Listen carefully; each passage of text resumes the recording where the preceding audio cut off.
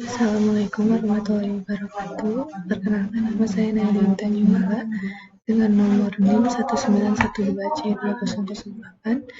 Di sini saya akan menjelaskan tentang rangkuman artikel tingkat pencemaran udara CO akibat lalu lintas. Di sini saya akan menjelaskan yang pertama ada pengertian, jenis-jenis pencemar udara, sumber pencemaran udara, dampak pencemaran udara, dan cara penanggulangannya. Yang pertama ada pengertian pencemaran udara. Pencemaran udara adalah kehadiran satu atau lebih substansi fisik, kimia, atau biologi di atmosfer dalam jumlah yang dapat membahayakan kesehatan manusia, hewan, dan tumbuhan, mengganggu estetika, kenyamanan, atau merusak properti.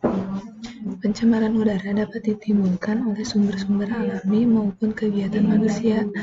Beberapa definisi gangguan fisik seperti polusi suara, panas, radiasi, atau polusi cahaya dianggap sebagai polusi udara. Sifat alami udara mengakibatkan dampak pencemaran udara dapat bersifat langsung dan lokal, regional, maupun global. Selanjutnya adalah jenis pencemaran udara.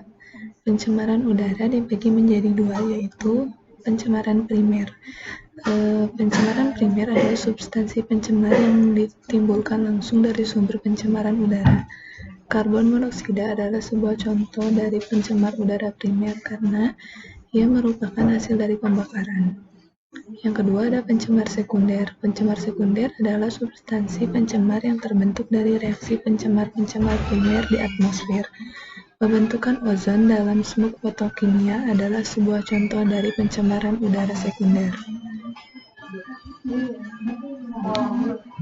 Selanjutnya ada sumber pencemaran udara. Yang pertama dari aktivitas manusia, ada transportasi, industri, pembangkit listrik, pembakaran, contohnya ada perapian, kompor, furnace, insinerator dengan berbagai jenis bahan bakar termasuk pembakaran biomasa secara tradisional, dan gas buang pabrik yang menghasilkan gas berbahaya seperti CFC. Yang kedua ada sumber alami, ada gunung berapi, rawa-rawa, kebakaran hutan, dan denitrifikasi. Dalam kondisi tertentu, vegetasi dapat menghasilkan senyawa organik volatil yang signifikan yang mampu bereaksi dengan polutan antropogenik membentuk polutan sekunder. Yang ketiga ada sumber-sumber lain seperti transportasi, kebocoran tangki gas metana dari tempat pembuangan akhir sampah, dan uap pelarut organik.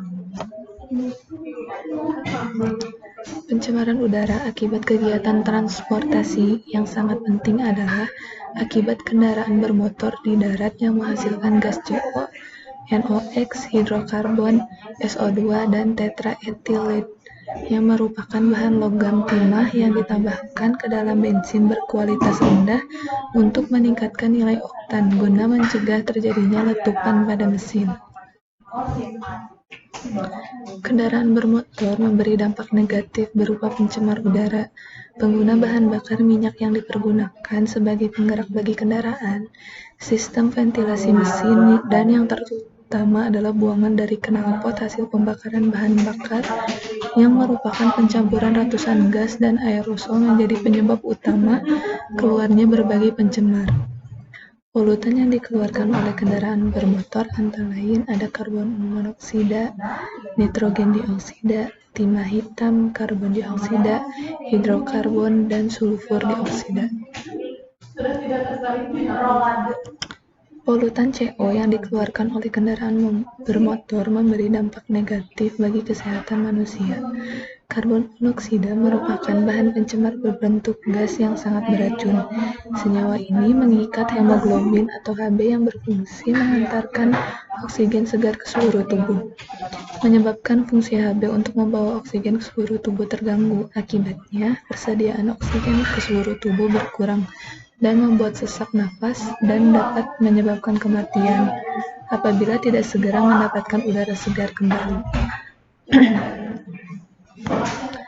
Selanjutnya ada dampak pencemaran udara. Yang pertama ada pemanasan global. meningkatnya suhu bumi sehingga air laut naik hingga ke permukaan bumi. Selain itu, keadaan suhu bumi yang terus naik sebab terjadinya lapisan ozon yang rusak. Yang kedua ada manusia. Polusi udara banyak disebabkan oleh manusia yang berbuat dan tidak bertanggung jawab. Lalu dampaknya seiring dengan berjalannya waktu, polusi udara beresiko menyerang para manusia lain. Polusi udara memang sangat berbahaya karena di mana ada udara yang tidak normal, maka juga berakibat manusia yang tidak sehat pula. Banyak faktor negatif karena udara kotor, antara lain serangan virus baru, infeksi, kanker, dan yang paling minimnya iritasi yang terjadi di mana-mana. Yang ketiga ada hewan. Pakan para hewan tidak higienis, maka menimbulkan banyak hewan mati dan sakit-sakitan sehingga tidak seperti biasanya. Para binatang terimbas polusi udara menimbulkan ekosistem kehidupan makhluk hidup lainnya juga tersedot ke dalam kepunahan. Yang keempat ada tanaman. Tanaman juga menjadi penawar bagi udara yang kotor karena tumbuhan yang baik adalah tumbuhan yang mampu memproduksi udara. Tanaman akan terserang penyakit nekrosis, bintik hitam, klorosis, dan penyakit lainnya, padahal sedianya tanaman itu berguna untuk membersihkan udara. Yang terakhir ada benda mati. Banyak benda mati yang menjadi lapuk dan tercemar seperti air. Bangunan lapuk seperti candi, kabel karat, kereta api, cepat karat, dan banyak lagi. Proses cepat lapuknya bangunan disebabkan oleh hujan asam. Terjadi karena awan terkena dampak pencemaran udara sehingga pH atau tingkat keasaman yang semula memiliki pH 7 hingga di bawah 7.